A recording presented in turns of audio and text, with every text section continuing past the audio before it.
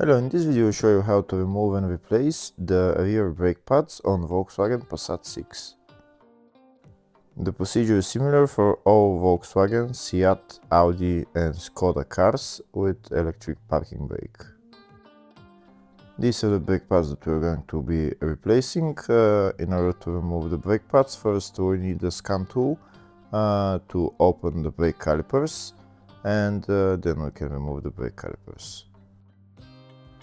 So first we're going to turn the ignition on. We're going to go into special functions on my scan tool, and there is a menu for brake pad change.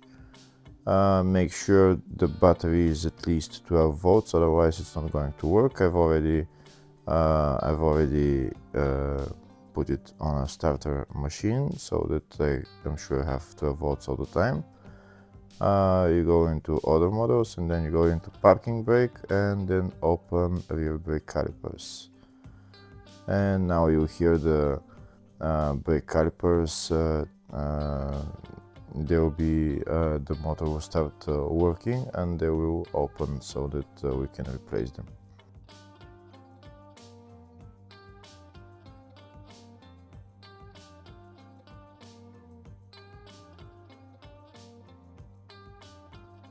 Now it says the brake calipers have been opened, turn the ignition off, and now we can replace the brake pads.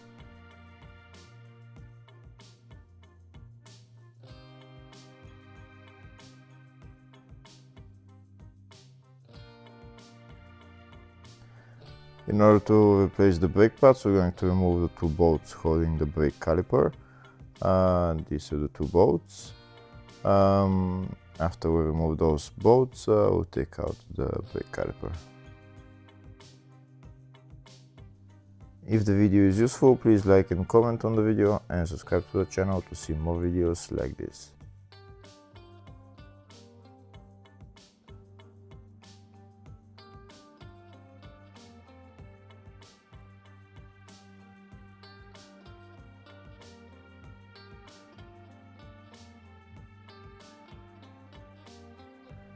To take out the brake caliper, you might want to use a pry bar to pry out the brake caliper. Now we can replace the brake pads.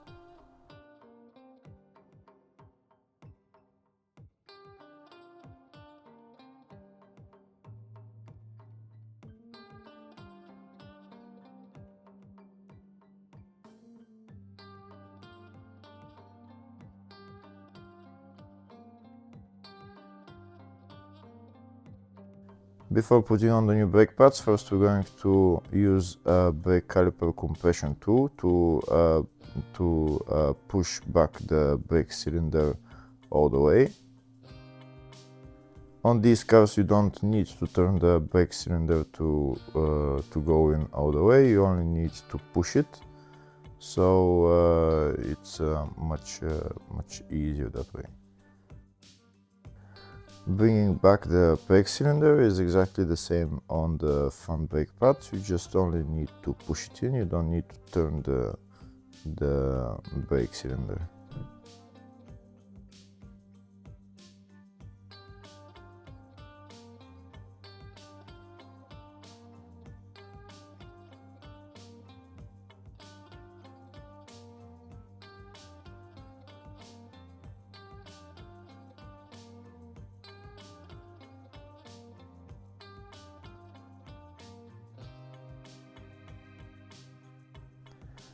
This is what I'm using at the end, just to push the brake cylinder in. You don't have to turn it like I said.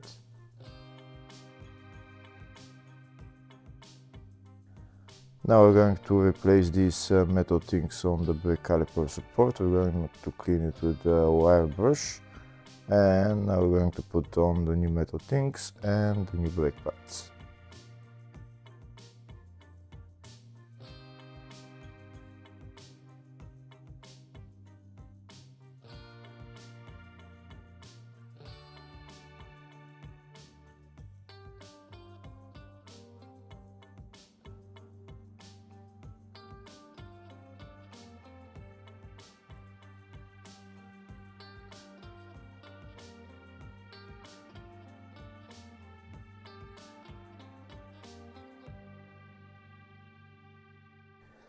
Next, we'll check the condition of the sliders. If there is no grease on them, we should put some grease on. If they're not moving, we should make them move and then put some grease on.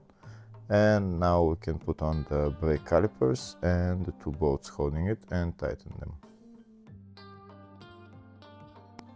After we replace the brake pads on this side, then we go to the other side and replace the brake pads on the other side as well.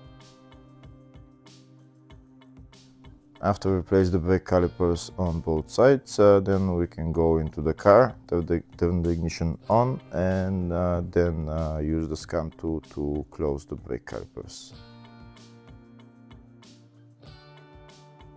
Now that the brake pads on both sides are replaced, we're going to turn the ignition on and go to the scan tool.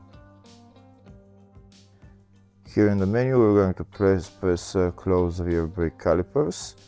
It says perform this function after brake pad replacement, and you now hear the brake caliper motor working. That means they're closing.